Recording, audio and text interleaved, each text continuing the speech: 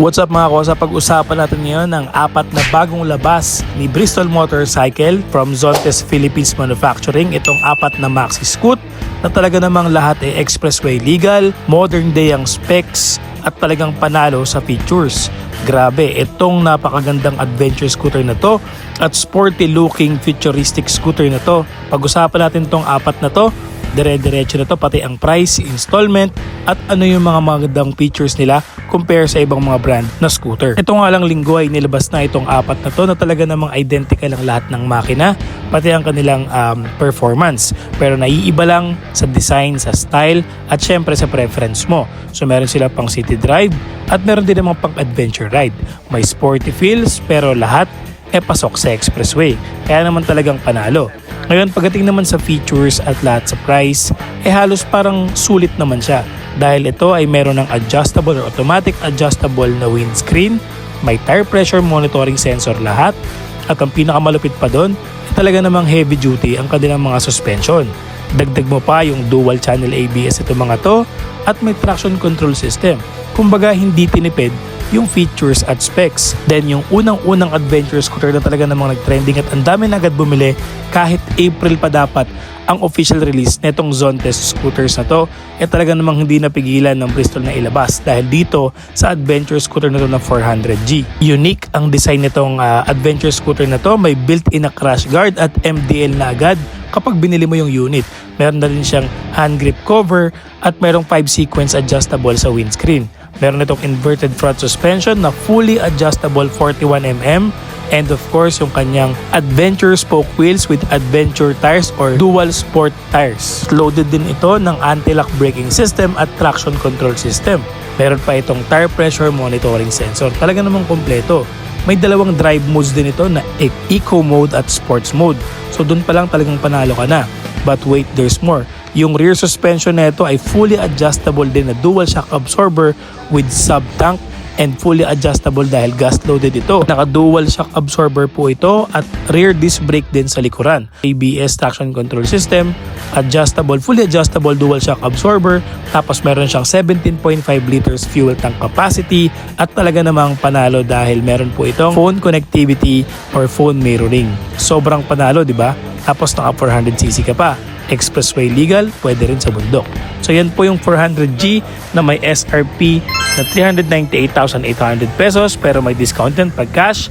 368,000 na lang siya kapag binili mo ng cash. Sobrang solid niyan, napakaganda ng upuan. Kasyang-kasya ang dual full face na helmet sa underseat compartment. Meron pa siyang mga forged carbon sa fairings at talaga namang very modern at futuristic ang design. Lilingunin ka talaga sa kalsada pag ito yung motor na binili mo. Scooter naman natin is very sporty naman at hindi ganong kabalki or kalaki tulad ng 400G.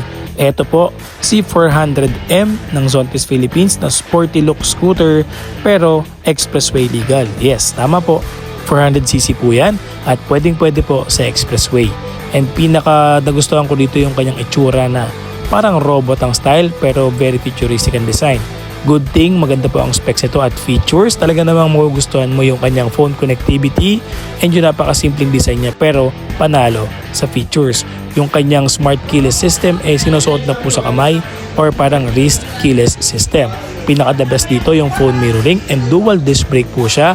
Hydraulic na po yan and panalo kasi may anti-lock braking system at may traction control system. But wait, there's more. Ang fuel tank capacity po nito ay 12 liters din. Kaya naman po hindi siya lugi sa long ride, 'di ba? So pasok talaga siya as maxi scoot dahil nga 400cc po ito at expressway legal. Yan po si 400M at marami din pong umorder niyan na nakasabay ko nung nagvi-video tayo niyan. Very good at all LED lighting po yan.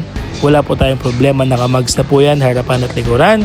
Dual disc brake. Magkano po ang price niyan? Ang price po ni 400M ay 298,800 pesos po. Sa magandang specs na yan at updated, medyo sulit na ang presyo niya dahil nga naka-dual disc brake ka na, may ABS, may traction control system, may dalawang drive modes, merong phone mirroring or phone connect, adjustable or automatic adjustable windscreen at pinakapanalo dito, expressway legal. For that price, talaga namang sulit na yan. Ang next scooter naman natin ay si 400E. So itong 400e na to is maxi scoot talaga ang dating, bulky, malaki, at talaga namang medyo similar siya sa AK550 or Kymco Exciting dahil nga medyo malaki ang kanyang body or fairings. Pero yan naman ang maganda sa stability kapag nasa expressway ka. And sa specs naman at features, panalo din ito. Dual disc brake, anti-lock braking system, traction control system, may tire pressure monitoring sensor din ito, at automatic adjustable ang windscreen.